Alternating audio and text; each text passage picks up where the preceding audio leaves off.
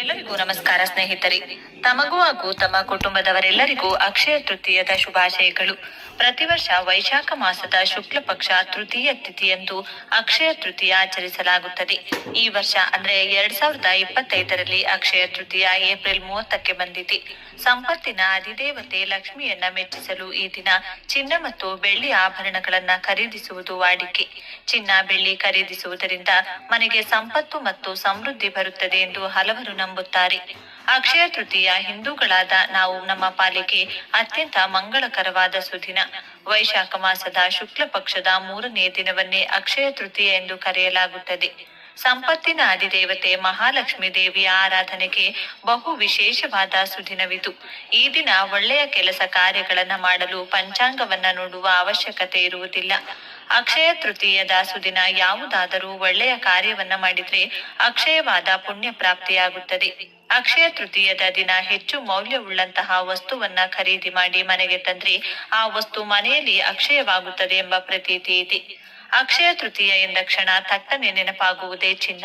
ಭಾರತೀಯರಾದ ನಮಗೆ ಚಿನ್ನದೊಂದಿಗೆ ಅವಿನಾಭಾವ ಸಂಬಂಧವಿದೆ. ಸಣ್ಣ ಪುಟ್ಟ ಕಾರ್ಯಕ್ರಮಗಳಿಂದ ಹಿಡಿದು ಮದುವೆವರೆಗೂ ಚಿನ್ನ ಬೇಕೇ ಬೇಕು ಎಂಬುದು ನಮ್ಮ ಭಾವನೆ. ಅಕ್ಷಯ ತೃತೀಯದ ದಿನ ಮಹಾಲಕ್ಷ್ಮಿ ದೇವಿಯ ಪ್ರತೀಕವಾದಂತಹ ಚಿನ್ನವನ್ನ ಖರೀದಿ ಮಾಡಿದ್ರೆ ಮನೆಯಲ್ಲಿ ಚಿನ್ನ ಅಕ್ಷಯವಾಗಿ ಸಂಪತ್ತು ಹಾಗೂ ಸಮೃದ್ಧಿ ನೆಲೆಗೊಳ್ಳುತ್ತದೆ ಎಂಬುದು ಜನರೆಲ್ಲರ ಭಾವನೆ.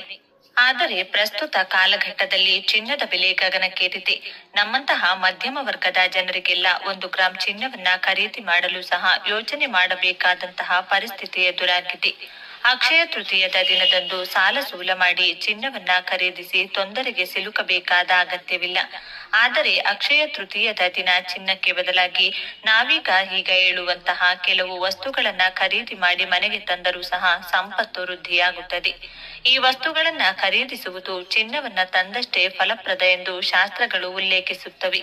ಹಾಗಾದ್ರೆ ಅಕ್ಷಯ ತೃತೀಯದ ದಿನ ಯಾವ ಯಾವ ವಸ್ತುಗಳನ್ನ ಖರೀದಿಸುವುದು ಸೂಕ್ತ ಎಂಬುದನ್ನ ಈ ವಿಡಿಯೋ ಮೂಲಕ ನಾವಿಂದು ತಿಳಿದುಕೊಳ್ಳೋಣ. ಅದಕ್ಕೂ ಮುಂಚೆ ನೀವಿನ್ನು ಚಾನೆಲ್ಗೆ ಸಬ್ಸ್ಕ್ರೈಬ್ ಆಗಿಲ್ಲ ಅಂದ್ರೆ ಈಗಲೇ ಸಬ್ಸ್ಕ್ರೈಬ್ ಆಗಿ, ಹಾಗೆ ವಿಡಿಯೋಗೆ ಲೈಕ್ ಮಾಡಿ, ವಿಡಿಯೋ ಸ್ಕಿಪ್ ಮಾಡದೆ ಕೊನೆ ತನಕ ನೋಡಿ. ಎಲ್ಲರೂ ಭಕ್ತಿಯಿಂದ ಓಂ ಶ್ರೀ ಮಹಾಲಕ್ಷ್ಮಿ ನಮಃ ಅಂತ ಕಮೆಂಟ್ ಮಾಡಿ.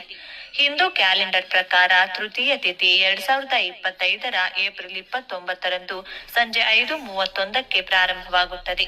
2025ರ ಏಪ್ರಿಲ್ 30ರಂದು ಮಧ್ಯಾಹ್ನ 2:12ಕ್ಕೆ ಕೊನೆಗೊಳ್ಳುತ್ತದೆ. ಅಕ್ಷಯ ತೃತೀಯ ಪೂಜಾ ಮುಹೂರ್ತ 2025. ಅಕ್ಷಯ ತೃತೀಯ ಪೂಜಾ ಮುಹೂರ್ತವು 2025ರ ಏಪ್ರಿಲ್ 30ರಂದು ಬೆಳಿಗ್ಗೆ 5:41ರಿಂದ ಮಧ್ಯಾಹ್ನ 12:18ರವರೆಗೆ ಇರುತ್ತದೆ. ಚಿನ್ನ ಖರೀದಿಗೆ ಶುಭ ಸಮಯ. ಅಕ್ಷಯ ತೃತೀಯದಂದು ಚಿನ್ನ ಖರೀದಿಸಲು ಶುಭ ಸಮಯ ಬೆಳಿಗ್ಗೆ 5:41ರಿಂದ ಮಧ್ಯಾಹ್ನ 2:12ರವರೆಗೆ. ಒಟ್ಟು ಅವಧಿ 8 ಗಂಟೆ 30 ನಿಮಿಷಗಳು.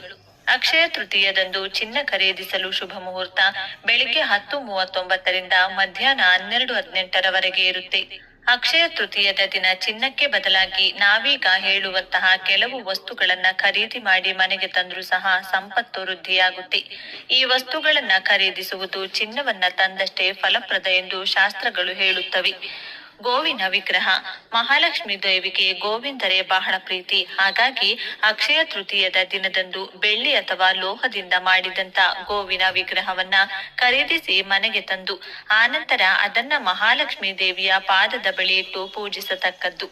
ನಂತರ ವಿಗ್ರಹವನ್ನ ಕೆಂಪು ಬಟ್ಟೆಯಲ್ಲಿ ಸುತ್ತಿ ಹಣ ಇರುವಂತಹ ಸ್ಥಳದಲ್ಲಿ ಇಟ್ರೆ ಮಹಾಲಕ್ಷ್ಮಿ ದೇವಿಯ ಕೃಪೆ ಸದಾ ಕಾಲ ನಮ್ಮ ಮೇಲಿರುತ್ತದೆ. ತುಪ್ಪಕ್ಕೆ ದುಷ್ಟಶಕ್ತಿ ಸೇರಿದಂತೆ ನಕಾರಾತ್ಮಕ ಶಕ್ತಿಗಳನ್ನೆಲ್ಲ ದೂರ ಮಾಡುವ ಅತ್ಯದ್ಭುತ ಶಕ್ತಿ ಇದೆ. ಹಾಗಾಗಿ ಅಕ್ಷಯ ತೃತೀಯದ ದಿನದಂದು ತುಪ್ಪವನ್ನ ಖರೀದಿಸಿ ಆ ತುಪ್ಪದಿಂದ ಶ್ರೀ ವಿಷ್ಣು ಹಾಗೂ ಮಹಾಲಕ್ಷ್ಮಿ ದೇವಿಗೆ ತುಪ್ಪದ ದೀಪವನ್ನ ಬೆಳಗಿದ್ರೆ ಮನೆಯಲ್ಲಿ ಸಮೃದ್ಧಿ ವೃದ್ಧಿಯಾಗುತ್ತದೆ. ಬಾರ್ಲಿಯನ್ನ ಬ್ರಹ್ಮಾಂಡದ ಮೊದಲ ಆಹಾರವೆಂದು ಪರಿಗಣಿಸಲಾಗುತ್ತದೆ. ಬಾರ್ಲಿಯನ್ನ ಪೂಜೆಯಲ್ಲಿ ವಿಷ್ಣು ಹಾಗೂ ಮಹಾಲಕ್ಷ್ಮಿ ದೇವಿಗೆ ನೈವೇದ್ಯವಾಗಿ ಬಳಸಲಾಗುತ್ತದೆ. ಬಾರ್ಲಿಯನ್ನ ಮನೆಯಲ್ಲಿಟ್ಟು ಮನೆಗಳಲ್ಲಿರುವಂತಹ ನಕಾರಾತ್ಮಕ ಶಕ್ತಿಯನ್ನ ಅದು ಹೋಗಲಾಡಿಸುತ್ತದೆ ಹಾಗೂ ಧನಾತ್ಮಕ ಶಕ್ತಿಯನ್ನ ವೃದ್ಧಿಸುತ್ತದೆ ಮತ್ತು ಆರೋಗ್ಯ ಸಮತೋಲನದಿಂದ ಕೂಡಿರುತ್ತದೆ. ಬಾರ್ಲಿಯನ್ನು ಕನಕ ಅಂದ್ರೆ ಚಿನ್ನಕ್ಕೆ ಸಮ ಎಂದು ಪರಿಗಣಿಸಲಾಗುತ್ತದೆ. ಬಾರ್ಲಿಯನ್ನ ಅಕ್ಷಯ ತೃತೀಯದ ದಿನ ಖರೀದಿ ಮಾಡಿ ಮಹಾಲಕ್ಷ್ಮಿ ದೇವಿಗೆ ನೈವೇದ್ಯವಾಗಿ ಅರ್ಪಣೆ ಮಾಡಬೇಕು. ಇದರಿಂದ ನಮ್ಮ ಸಂಪತ್ತು ದ್ವಿಗುಣವಾಗುತ್ತದೆ. ಶ್ರೀಚಕ್ರ. ಶ್ರೀಚಕ್ರ ಮಹಾಲಕ್ಷ್ಮಿ ದೇವಿಗೆ ಅತ್ಯಂತ ಪ್ರಿಯಕರವಾದದ್ದು. ಯಾವ ಮನೆಯಲ್ಲಿ ಶ್ರೀಚಕ್ರವನ್ನ ಶಾಸ್ತ್ರೋಕ್ತವಾಗಿ ಪೂಜಿಸುತ್ತಾರೋ ಆ ಮನೆಯಲ್ಲಿ ಮಹಾಲಕ್ಷ್ಮಿ ದೇವಿ ಸದಾಕಾಲ ವಾಸಿಸುತ್ತಾರೆ. ಅಂತಹ ಮನೆಗಳಲ್ಲಿ ಸುಖ, ಶಾಂತಿ, ನೆಮ್ಮದಿ, ಸಮೃದ್ಧಿ ಮನೆ ಮಾಡುತ್ತದೆ. ಶ್ರೀಚಕ್ರವನ್ನ ಮನೆಗೆ ತರಲು ಅಕ್ಷಯ ತೃತೀಯ ಬಹಳ ಮಂಗಳಕರವಾದಂತಹ ಸುದಿನವೆಂದು ಧರ್ಮ ಗ್ರಂಥಗಳಲ್ಲಿ ಉಲ್ಲೇಖಗೊಂಡಿದೆ. ಅಕ್ಷಯ ತೃತೀಯದಂದು ಶ್ರೀಚಕ್ರವನ್ನ ಮನೆಗೆ ತಂದು ಪ್ರತಿಷ್ಠಾಪಿಸಿ ಪೂಜಿಸಿದ್ರೆ ಮನೆಯಲ್ಲಿ ಸಂಪತ್ತು ಹಾಗೂ ಧನಾತ್ಮಕ ಶಕ್ತಿ ವೃದ್ಧಿಯಾಗುತ್ತದೆ. ಮಾಡುವ ಎಲ್ಲಾ ಕೆಲಸ ಕಾರ್ಯಗಳಲ್ಲೂ ಯಶಸ್ಸು ನಮ್ಮದಾಗುತ್ತದೆ. ಕವಡೆ. ಕವಡೆ ಸಮುದ್ರಜನ್ಯ ವಸ್ತು. ಮಹಾಲಕ್ಷ್ಮಿ ದೇವಿಯು ಸಹ ಸಮುದ್ರ ಮಂಥನದಲ್ಲಿಯೇ ಉಗಮಿಸಿದ್ದರಿಂದ ಮಹಾಲಕ್ಷ್ಮಿ ದೇವಿಗೆ ಕವಡೆ ಅತ್ಯಂತ ಪ್ರಿಯವಾದದ್ದು. ಮಹಾಲಕ್ಷ್ಮಿ ದೇವಿಯ ಆರಾಧನೆಯಲ್ಲಿ ಕವಡೆ ಮುಖ್ಯ ಪಾತ್ರವನ್ನ ವಹಿಸುತ್ತದೆ. ಕವಡೆಗಳು ಸಹ ಚಿನ್ನಕ್ಕೆ ಸಮನಾಗಿವೆ. ಅಕ್ಷಯ ತೃತೀಯದಂದು ಕವಡೆಯನ್ನ ಖರೀದಿ ಮಾಡಿ ಮಹಾಲಕ್ಷ್ಮಿ ದೇವಿಯ ವಿಗ್ರಹ ಅಥವಾ ಭಾವಚಿತ್ರದ ಬಳಿ ಇಟ್ಟು ಪೂಜಿಸತಕ್ಕದ್ದು. ಹೀಗೆ ಮಾಡುವುದರಿಂದ ಹಣಕಾಸಿನ ಸಮಸ್ಯೆಗಳೆಲ್ಲ ನಿವಾರಣೆಯಾಗುತ್ತದೆ. ಅಕ್ಷಯ ತೃತೀಯದ ಮರುದಿನ ಆ ಕವಡೆಗಳನ್ನೆಲ್ಲ ಕೆಂಪು ಬಟ್ಟೆಯಲ್ಲಿ ಸುತ್ತಿ ಹಣ ಇಡುವ ಸ್ಥಳದಲ್ಲಿ ಇರಿಸಬೇಕಾಗುತ್ತದೆ. ಶಂಖ. ದಕ್ಷಿಣಾವರ್ತಿ ಶಂಖ ನಾವು ಮಹಾವಿಷ್ಣು ಹಾಗೂ ಲಕ್ಷ್ಮಿ ಪೂಜೆಯಲ್ಲಿ ತಪ್ಪದೆ ಬಳಸಬೇಕಾದ ವಸ್ತುಗಳಲ್ಲಿ ಶಂಖ ಪ್ರಧಾನವಾದದ್ದು. ಯಾವುದೇ ಶುಭ ಕಾರ್ಯ ಹಾಗೂ ಪೂಜೆ ಶಂಖನಾದವಿಲ್ಲದೆ ಅಪೂರ್ಣ. ದೇವರು ಹಾಗೂ ರಾಕ್ಷಸರ ನಡುವೆ ಸಮುದ್ರ ಮಂಥನ ನಡೆದಾಗ ಉಗಮಿಸಿದಂತಹ 14 ರತ್ನಗಳಲ್ಲಿ ಶಂಖವೂ ಸಹ ಒಂದು. ಶಂಖಗಳಲ್ಲಿಯೇ ದಕ್ಷಿಣಾವರ್ತಿ ಶಂಖ ಬಹಳ ಅಪರೂಪವೂ ಅತ್ಯುತ್ತಮವೂ ಆಗಿದೆ.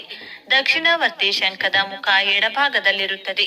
ಈ ಶಂಖವನ್ನ ಮಹಾಲಕ್ಷ್ಮಿ ದೇವಿಯ ಸಹೋದರ ಎಂದೇ ಪರಿಗಣಿಸಲಾಗುತ್ತದೆ. ಯಾವ ವ್ಯಕ್ತಿಯ ಮನೆಯಲ್ಲಿ ದಕ್ಷಿಣಾವರ್ತಿ ಶಂಖ ಇರುತ್ತದೆಯೋ ಅಂತಹ ಮನೆಯಲ್ಲಿ ಮಹಾಲಕ್ಷ್ಮಿ ದೇವಿ ಸದಾಕಾಲ ನೆಲೆಸಿರುತ್ತಾಳೆ. ಆ ಮನೆಯ ಎಲ್ಲಾ ಆರ್ಥಿಕ ಬಿಕ್ಕಟ್ಟುಗಳು ಒಂದೊಂದಾಗಿ ಮಾಯವಾಗುತ್ತದೆ. ಹಾಗಾಗಿ ಅಕ್ಷಯ ತೃತೀಯದ ದಿನ ದಕ್ಷಿಣಾವರ್ತಿ ಶಂಖವನ್ನ ಖರೀದಿ ಮಾಡಿ ಪೂಜಾ ಗೃಹದಲ್ಲಿ ಇರಿಸಬೇಕು. ಮಣ್ಣಿನ ಮಡಿಕೆ. ಅನೇಕರು ಬೇಸಿಗೆ ಕಾಲದಲ್ಲಿ ಮಡಿಕೆಯನ್ನ ತಂಪು ನೀರನ್ನ ತುಂಬಿಟ್ಟುಕೊಂಡು ಕುಡಿಯಲು ಖರೀದಿ ಮಾಡುತ್ತಾರೆ. ಆದರೆ ಅಕ್ಷಯ ತೃತೀಯದ ದಿನ ಮಡಿಕೆಯನ್ನ ಖರೀದಿಸಲು ತುಂಬಾ ಉತ್ತಮವಾದಂತಹ ದಿನವಾಗಿದೆ. ಅಕ್ಷಯ ತೃತೀಯದ ದಿನ ಮಣ್ಣಿನ ಮಡಿಕೆಯನ್ನ ಖರೀದಿ ಮಾಡಿ ಮಹಾಲಕ್ಷ್ಮಿ ದೇವಿಯನ್ನ ಮೆಚ್ಚಿಸಬಹುದು. ಅಕ್ಷಯ ತೃತೀಯದಂದು ಮಡಿಕೆಯನ್ನ ಖರೀದಿ ಮಾಡಿ ಮನೆಯಲ್ಲಿ ನೀರು ತುಂಬಿ ಇಟ್ಟುಕೊಳ್ಳಬೇಕು. ಅಕ್ಷಯ ತೃತೀಯದ ದಿನ ಮಣ್ಣಿನ ಮಡಿಕೆಯನ್ನ ಖರೀದಿಸುವುದು, ದಾನ ಮಾಡುವುದು ಎರಡೂ ಸಹ ಶುಭಪ್ರದ. ಗಮನಿಸಬೇಕಾದ ವಿಷಯವೆಂದ್ರೆ ಮಡಿಕೆಯನ್ನ ಖಾಲಿಯಾಗಿ ಮನೆಯ ಒಳಗೆ ತರಬಾರದು. ಬದಲಿಗೆ ಅದರಲ್ಲಿ ಸ್ವಲ್ಪ ಅಕ್ಕಿ ಅಥವಾ ನೀರನ್ನು ತುಂಬಿಸಿ ಮನೆಗೆ ತರಬೇಕಾಗುತ್ತದೆ. ಆಹಾರ ಧಾನ್ಯ. ಅಕ್ಷಯ ತೃತೀಯದಂದು ಅಕ್ಕಿ ಸೇರಿದಂತೆ ಪ್ರಮುಖವಾದ ಆಹಾರ ಪದಾರ್ಥಗಳನ್ನ ಖರೀದಿಸಿದ್ರೆ ಮನೆಯಲ್ಲಿ ದವಸ ಧಾನ್ಯಗಳು ವೃದ್ಧಿಯಾಗುತ್ತವೆ. ಎಂದಿಗೂ ಆ ಮನೆಯಲ್ಲಿ ಯಾವುದಕ್ಕೂ ಕೊರತೆಯೇ ಉಂಟಾಗುವುದಿಲ್ಲ. ತಾಯಿ ಅನ್ನಪೂರ್ಣೇಶ್ವರಿ ದೇವಿಯ ಕೃಪೆ ಎಂದೆಂದಿಗೂ ಮನೆಯ ಮೇಲಿರುತ್ತದೆ. ಹುಣಸೆ ಹಣ್ಣು, ಬೆಲ್ಲ ಮತ್ತು ಕಲ್ಲುಪ್ಪು. ಅಕ್ಷಯ ತೃತೀಯದ ಸಮಯದಲ್ಲಿ ಹುಣಸೆ ಹಣ್ಣನ್ನ ಖರೀದಿಸಿ ಮನೆಗೆ ತಂದ್ರೆ ಮನೆಯ ದಾರಿದ್ರ್ಯವೆಲ್ಲ ನಾಶವಾಗುತ್ತದೆ. ಬೆಲ್ಲವನ್ನ ಖರೀದಿ ಮಾಡಿದ್ರೆ ನಮ್ಮ ಜೀವನ ಬೆಲ್ಲದಂತೆಯೇ ಸಿಹಿಯಾಗಿಯೂ ಸುಖಮಯವಾಗಿಯೂ ಇರುತ್ತದೆ. ಕಲ್ಲುಪ್ಪು ಮಹಾಲಕ್ಷ್ಮಿ ದೇವಿಯ ಅಂಶವೇ ಆಗಿದೆ. ಕಲ್ಲುಪ್ಪನ್ನ ಖರೀದಿ ಮಾಡಿದ್ರೆ ಮಹಾಲಕ್ಷ್ಮಿ ದೇವಿಯ ಕೃಪೆ ಸದಾಕಾಲ ನಮ್ಮ ಮೇಲಿರುತ್ತದೆ. ಗುಲಗಂಜಿ. ಗುಲಗಂಜಿಯನ್ನ ನಮ್ಮ ಹಿಂದೂ ಧರ್ಮದಲ್ಲಿ ಅತ್ಯಂತ ಶುಭಕರವಾದ ಅದೃಷ್ಟವಾದ ವಸ್ತು ಎಂದು ಪರಿಗಣನೆ ಮಾಡಲಾಗುತ್ತದೆ. ಮಹಾಲಕ್ಷ್ಮಿ ದೇವಿಗೆ ಗುಲಗಂಜಿ ಬಹಳ ಪ್ರಿಯವಾದದ್ದು. ಹಿಂದಿನ ಕಾಲದಲ್ಲಿ ಚಿನ್ನವನ್ನ ಅಳತೆ ಮಾಡಲು ಗುಲಗಂಜಿಯನ್ನ ಬಳಸುತ್ತಿದ್ರು. ಚಿನ್ನವೆಂದ್ರೆ ಪರೋಕ್ಷವಾಗಿ ಮಹಾಲಕ್ಷ್ಮಿ ದೇವಿಯ ಸ್ವರೂಪ. ಚಿನ್ನವನ್ನ ತೂಕ ಮಾಡುವುದಕ್ಕೆ ಉಪಯೋಗಿಸುವಂತ ಗುಲಗಂಜಿ ಚಿನ್ನಕ್ಕೆ ಸಮಾನವಾದ ವಸ್ತು. ಹಾಗಾಗಿ ಅಕ್ಷಯ ತೃತೀಯದ ದಿನ ಗುಲಗಂಜಿಯನ್ನ ಖರೀದಿಸಿ ಲಕ್ಷ್ಮೀ ದೇವಿಯ ಜೊತೆಗೆ ಪೂಜಿಸಿ ಕೆಂಪು ಬಟ್ಟೆಯಲ್ಲಿ ಸುತ್ತಿ ಗಲ್ಲ ಪೆಟ್ಟಿಗೆ ಅಥವಾ ನಗದು ಇಡುವ ಸ್ಥಳದಲ್ಲಿ ಇರಿಸಿದ್ರೆ ಸಂಪತ್ತು ವೃದ್ಧಿಯಾಗುತ್ತೆ. ಆತ್ಮೀಯರೇ, ಅಕ್ಷಯ ತೃತೀಯದ ಸುದಿನದಂದು ಚಿನ್ನದ ಬದಲಾಗಿ ನಾವು ಮನೆಗೆ ತರಬಹುದಾದಂತ ಇತರ ಶುಭಕರ ವಸ್ತುಗಳ ಕುರಿತು ಹಲವಾರು ವಿಶೇಷ ಮಹತ್ವ ಮಾಹಿತಿಗಳನ್ನ ತಿಳಿದುಕೊಂಡ ನಮ್ಮೆಲ್ಲರಿಗೂ ಆ ಭಗವಂತನ ಕೃಪಾ ಕಟಾಕ್ಷ ಸದಾ ಕಾಲ ಇರಲೆಂದು ಕೋರಿಕೊಂಡು ಈ ದಿನದ ವಿಶೇಷ ಸಂಚಿಕೆಯನ್ನ ಮುಗಿಸಿದ್ದೇನೆ. ವೀಕ್ಷಕರೇ, ನಿಮ್ಗೂ ಈ ವಿಡಿಯೋ ಇಷ್ಟವಾಗಿದ್ದಲ್ಲಿ ಲೈಕ್ ಮಾಡಿ, ಶೇರ್ ಮಾಡಿ ಮತ್ತು ಸಬ್ಸ್ಕ್ರೈಬ್ ಮಾಡಿ. ಬೆಲ್ ಬಟನ್ ಒತ್ತೋದನ್ನ ಮರಿಬೇಡಿ. ಎಲ್ಲರೂ ಭಕ್ತಿಯಿಂದ ಓಂ ಶ್ರೀ ಮಹಾಲಕ್ಷ್ಮಿ ನಮಃ ಅಂತ ಕಮೆಂಟ್ ಮಾಡಿ. ಧನ್ಯವಾದಗಳು.